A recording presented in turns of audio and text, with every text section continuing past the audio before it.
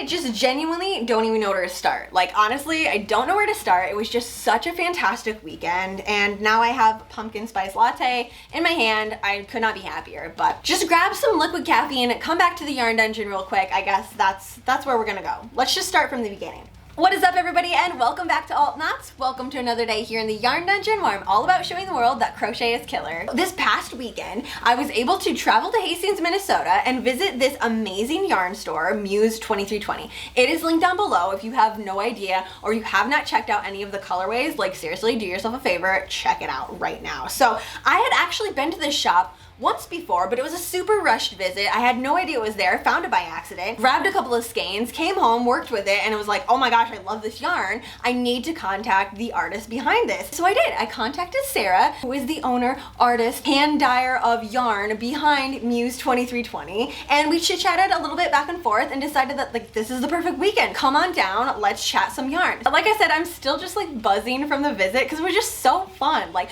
who doesn't like chit-chatting about yarn? So like I said, go ahead, grab some caffeine here, sit back, get a cozy chair, and let's go visit Muse 2320 together.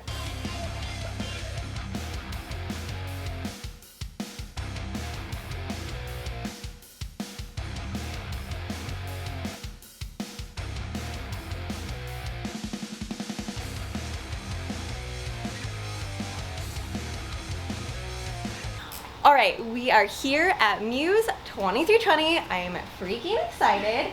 And here we are. Would you like to introduce a little bit about your shop, your life, everything you do here? Yeah, that would absolutely. be awesome. Hi, friends. I am Sara, and I am the artist and owner of Muse 2320 Fiber Company, hanging out here in Hastings, Minnesota, downtown Hastings. In a little bit about me, I have been a working artist since the beginning of time. I mean, since I was a little girl, I have memories of sitting with my grandma, my aunts, and just doing the things, always painting, always crocheting or knitting, or, you know, learning to sew and things like that. So it's always been what I've been interested in. So I went to school and studied fine art. Oh, really? Yep. Okay. Printmaking was my jam, but again, I always integrated fiber into my pieces, and that's what I loved. So studied art, got married, had babies. Nice. Yes. Did the family So I thing. mommed really hard for a lot of years, but I always did art out of my home. I had a studio in my home and did all sorts of things. Our girls are graduating high school now. So our oldest daughter just graduated from high school and is actually in art school in Chicago now. And our youngest is a senior this year. So when my husband and I chatted about what chapters look like in your life and what we really wanted to do, he's like, Sara, it's time. It's time. You need to open a shop and do the things and do that full time for yourself. So awesome. So yeah, so Muse opened in late 2018. We just started off really small, and my intention was just to create a space in this community and in the southern metro for fiber artists to hang out and to have access to goods. That's where we started. That is awesome. And then I started tinkering with dyes. Okay, that's what I was gonna ask. Yeah. How it got to that process, because it's such, not that it's a big jump, but like it's a big commitment to have your own shop, but also make your own stuff too. Yeah. Was that just like a natural transition? You're just like, okay, this is where I'm going because I want to have the colors that I want, or how did that kind of go? I had really started out doing botanical dyes. So tinkering with eco-printing. I was actually just talking to another woman in the shop this morning about eco-printing and how amazing your artwork can be just from simple things that are found in our own backyard. But your controls are very limited. Like it's inconsistent. It's absolutely beautiful, and that's what I love about eco-printing and natural dyes. That's when I really started to look at acid dyes, which is what I use today, because you have a little bit more control and consistency with your end product. So really, honestly, I opened up Muse. I think maybe I had 20 hanks of hand-dyed yarn on my shelf when I opened up the shop. And you're like, these are my babies. Here's the babies. Here's my hand-dyed yarnies. Very quickly became what people were coming in the shop for, is my hand-dyed goodies. So yeah. So today that's primarily what I sell. That's awesome. I was gonna say, because the last time that I came here, you know, they were like, oh, we have all this stuff over here, and I was like, okay, I've seen that company before, and then they're like, this is all hand dyed, and I was immediately like, yes, here we are. This is where I'm gonna like search through. Like, so I get that. Everyone's like that. Community wise, though, it's been like super amazing, well received. Yes, absolutely. I mean, you do all the fun things. We try to do the fun things. Water, yes, exactly. Or knitting by the water and everything crochet like that. as well, and weaving, and weaving. Okay, all that's the things. so cool. So pretty much we are open and welcoming to any fiber arts. You know, this is a place where we can all hang out and jam. So everything here in the shop was knit or crocheted by one of our teachers, one of our staff, or myself. Normally, in a perfect world, you do have like classes here. Yes, absolutely. And is that like consistent, or like once a month that you normally try to do it, or? Well, it really depends on what people are looking for. So normally, pre-COVID, we would have social groups that would happen every week, and then run classes and series of things that people are interested in, or one-on-one classes for help and what have you. Oh, so, technique and style and stuff too. Oh, that is so awesome. Normally we hang out either next door at Spiral Brewery. We do pints and pearls over there. I love that. Froth and Cork up the street as well. So we try to do our social groups and what have you in some of the other wonderful spaces here in downtown. That's awesome. They're fantastic. I was gonna say, like, a whole community of everything. That's right. Yes. And I know, as soon as I saw that you did stuff at the coffee place, I was like, yes, okay, perfect. Here we are. I can like chill in this area. I love this. Today I am in the dye pots, cooking up the rest of my main color for PEEP, the Progressive East End Project. So that is a collaboration between 6 yarn shops on the east side of the metro. That is incredible. Yes. So the cool part about PEEP, we've made some adaptations because of COVID. So instead of it being a mini shop hop where you go from shop to shop to shop, we've turned it into a mystery knit and crochet along. We do offer a knit version and crochet version of the patterns every year. So today I am in the dye pots, finishing up my main color, and I can totally show you, what we're doing. Take a close up. Yeah. I love it so much. Superwash merino and nylon. And this color isn't named yet. Maybe y'all can help me name this color. No name? It's nameless. Scandal. It is. It's pretty serious business. Ooh, so that is super gorgeous. Beautiful. Coral color, right? It's kind of a red coral color. I was gonna say coral. My mind always goes to Halloween. I'm like, this is vampire blood right here chilling. I love this so much. Oh my gosh. So this process is what I refer to as a watercolor bath. Okay. So I will preset the pans with dye, put the hanks of yarn in dry so that it absorbs the dye very quickly, bottom up, and you get this really beautiful differentiation of color and tone. Color control of how you do it, or can you kind of just throw it in there and you're like, take the wheel, it's like pretty go much however you want to go. Take the wheel, and it's there's a learned art to 100%. Trying to keep it consistent, but you do kind of leave it to the muses. I love it. I love it.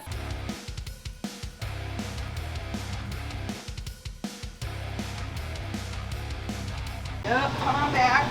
Welcome back. Stuff. I think it's relatively dry. Trying not to die. Here we go. Oof, that's so cool. And just your magicness of everything back here. My little troll hole back here, I love that. My troll hole. Yep, so I've just got pans going, enough pans for my colorways for PEEP right now. I also have a large steam cabinet that I'll work in as well. Can you reuse your dye pans after you've done it? I recycle my water as much as I possibly can. Okay. So I watch my acidity levels. Again, depending on what my colorways are, I can recycle for quite a long time. Okay. Which is important to me so that I'm not 100%. Oh my gosh, though. But the company that I ordered from is called Wool Undyed in the UK, and they have the most luscious merinos that are built in Italy. They are so soft. That's awesome. And I haven't been able to find that quality of fiber. Like I said earlier, I can literally stand here and go through like kitchen sink with somebody. Sure. Like, this is how you make kitchen sink. But ultimately, it will never look the same from between one maker and another. So sure. That's just the creative process of it. Sure. Yeah. I feel like everyone's so hush-hush. Yeah. So it's nice when you get people that are like willing to walk you through the steps Here, of everything. do the things. Be as excited as I am about the things. Exactly. It is interesting too, because as you work through several years of doing this, I can literally look at other dyers' yarns and be like, I know where you got that from. That's hilarious. Really? Yeah, absolutely. Oh my gosh, that is awesome. Is there really just kind of like, here is the place to buy from? Here's like the top 2, top 3, or it's kind of whatever you feel? Say it's pretty vast. Okay, cool. I mean, there's obviously larger companies that are more accessible because they mill in larger quantities or what have you, but there's all sorts of different kinds of fibers. They take dye differently. Some people love superwash. Some people love non-superwash. Right. Some people love straight from the farm. Some people want local. Some people want to buy from specific regions. So as dyers, we kind of work through that process of how we identify ourselves. We want our product to be. So I'm working with it's Strike and Radioactive, and I put them together, and just like at night when I'm like doing like a little bit here, I'm just like petting it as I'm like working with it. I'm like, this is so soft. I just love this. It's just like every time I pick it up, I'm like, I'm a yarn snob. Now I'm a yarn snob.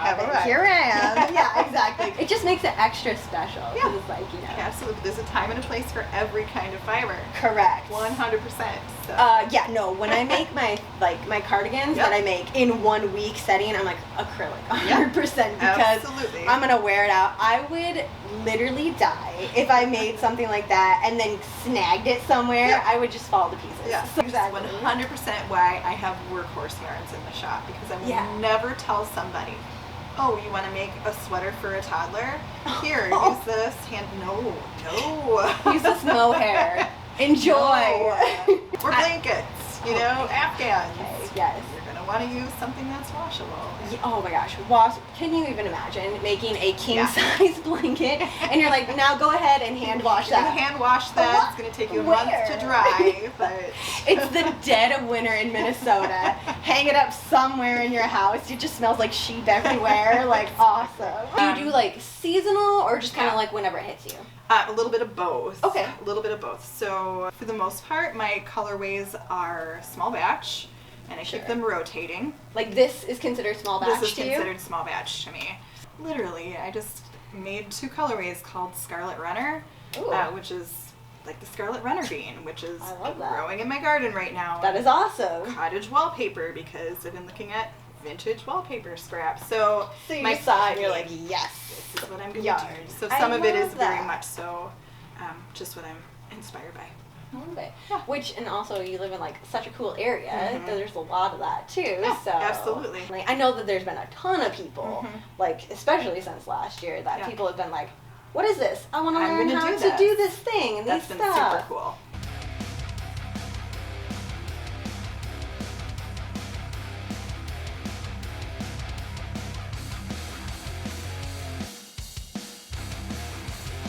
Orange. That is a colorway that I created for Spiral Brewery, which is 2 doors down.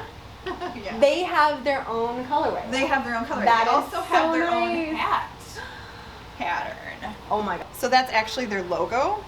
No. Yeah. What?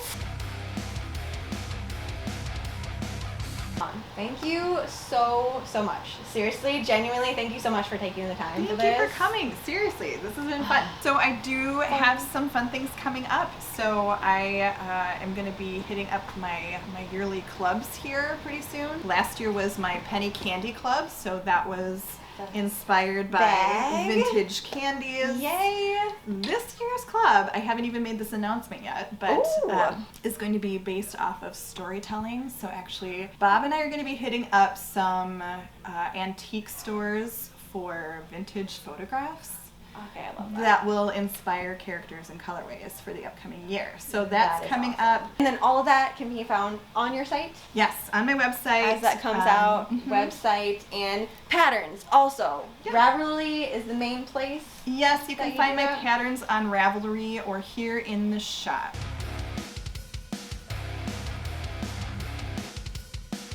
Okay, so back in the yarn dungeon here to chat a little bit about some of the yarn that I actually purchased here from Muse 2320. So I genuinely have no idea what I'm gonna do with all this yarn. Like, I don't have any sort of idea in mind. You can yell at me in the comments down below about like, hey, this would be amazing, use it for this yarn, use it for all of the yarn, like shout out anything that you think would be perfect for this. But I just wanted to run through it a little bit because I think I'm gonna actually hang these up for October. Since I have no idea what I'm gonna do with them, I don't want to put them in a drawer. Case in point, this one is called Highlighter, and like, this is amazing. Not only is this color like freaking ridiculous, it also glows under black light. So in my head immediately, I'm like, okay, a haunted house cardigan. Next is this. Oh, this color is just ridiculous. Oh my gosh, I can't even look at this.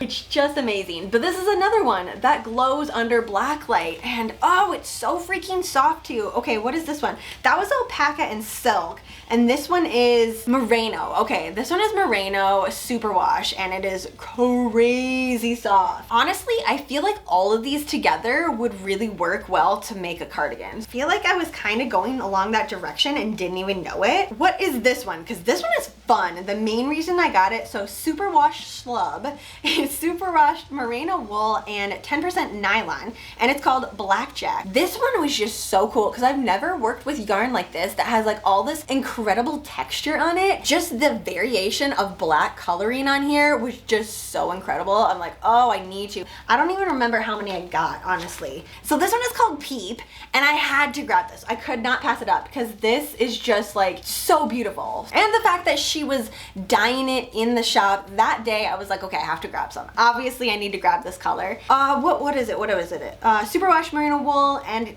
nylon, once again, is for that. Oh, okay, this one, which is called Octopus Ink, and I'm just like so in love with this.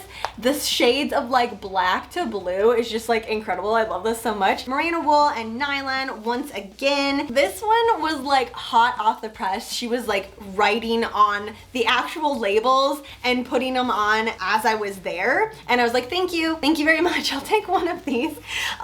This one is called Birch Bark, and it's incredible. It looks like cookies and cream to me. The last one that I got here is called Uber, and it's another variation of black yarn here, and this one is superwash merino. That is what it is here. Oh gosh, it's so freaking soft. So I do have a shelf downstairs that I was like, I don't really know what I'm gonna do with this, but I think I'm gonna put hooks in it, like I said, and then hang them up, especially since these glow under black light. It's gonna look amazing in the yarn dungeon. So that is my plans for this afternoon, is get that up and going. All right, you guys, well, thank you so much for coming along with me to visit Muse 2320, chit chat about some yarn. Honestly, like I said, it was an incredible time here. Let me know down below, shout out some of your favorite colorways that you've either seen, you saw today, or like ones that I had in my bag. Shout out your absolute favorite color combo. I want to know what it is that was calling your name. But that is all I have for you guys today, so thank you so much for hanging out here in the yarn dungeon and at Muse 2320. Have a fantastically spooky day, and I will see you in my next video.